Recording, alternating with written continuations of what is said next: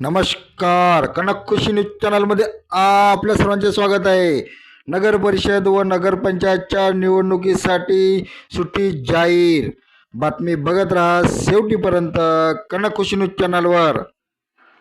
कामगारांनाही मंगळवारी राहणार सुट्टी. कामगारांना सुट्टी न दिल्यास त्याची तक्रार सुद्धा करता येणार. यासाठी दूरध्वनी क्रमांक आणि ईमेल आय डी तक्रारीसाठी दिला आहे या बातमीच्या खाली. ही सार्वत्रिक निवडणूक असल्याने कामगारांसाठी सुट्टी जाहीर करण्यात आलेली आहे. आता बातमी बघूया सविस्तरपणे कनक खुशी न्यूज चॅनलवर डॉक्टर अतुल लामसुंगेकडून. आपण जर चॅनलवर नवीन असाल तर कनक खुशी न्यूज चॅनलला सबस्क्राईब करायला विसरू नका. येत्या 2 डिसेंबर रोजी होणाऱ्या नगर परिषद व नगरपंचायत सार्वत्रिक निवडणुकांमध्ये कामगारांना मतदानाचा हक्क बजावण्यासाठी पगारी सुट्टी जाहीर करण्यात आलेली आहे. महाराष्ट्र शासनाच्या उद्योग, ऊर्जा, कामगार व खनिज कर्म विभाग शासन परिपत्रकान्वये सर्व दुकान, आस्थापने, व्यापारी संस्था, हॉटेल, रेस्टॉरंट, नाट्यगृहे, औद्योगिक उपक्रम, कारखाने किंवा इतर व्यापारी आस्थापने व्यवस्थापक व मालकांना हे निर्देश दिलेले आहे.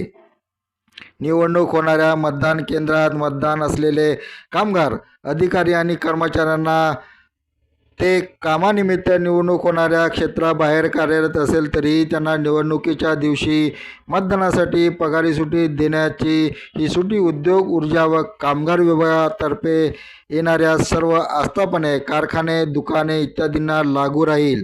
खाजगी कंपन्या यामधील आस्थापने, सर्व दुकान व इतर आस्थापने, निवासी हॉटेल, खाद्यगृहे व अन्य गृहे, नाट्यगृहे, व्यापारी औद्योगिक उपक्रम किंवा इतर आस्थापना, तसेच माहिती व तंत्रज्ञान कंपन्या, शॉपिंग सेंटर, मॉल्स, रिटेलर्स इत्यादींना ही सुट्टी जाहीर करून ती लागू राहणार आहे.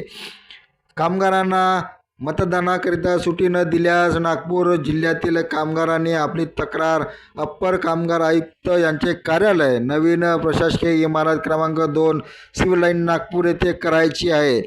अपवादात्मक परिस्थितीत अनुपस्थितीत मोठ्या प्रमाणावर नुकसान होईल अशा धोकादायक अथवा लोकोपयोगी तसेच सेवेत अथवा आस्थापनाच्या संदर्भात संबंधित अधिकारी, कर्मचारी व कामगार इत्यादींना पूर्ण दिवस सुट्टी देणे शक्य नसेल तर मालकांना मतदानाचा हक्क बजावण्यासाठी सुट्टीऐवजी 2 ते 3 तासाची विशेष सवलत मिळेल याची दक्षता संबंधित आस्थापना मालकांनी घेणे आवश्यक राहील. मतदानाकडून मतदारांसाठी योग्य ती सुट्टी अथवा सवलत प्राप्त न झाल्यास मतदान करता येणे शक्य न झाल्याच्या तक्रारी प्राप्त झाल्यास संबंधित आस्थापनाविरुद्ध कारवाई करण्यात येईल असा इशारा देखील देण्यात आलेला आहे.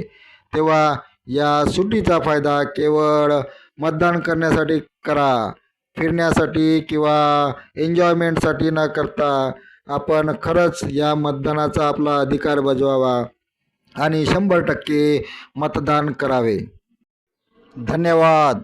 आपण बघत होता कनक खुशी न्यूज चॅनल. कनक खुशी न्यूज चॅनलला सबस्क्राईब करा, लाईक करा.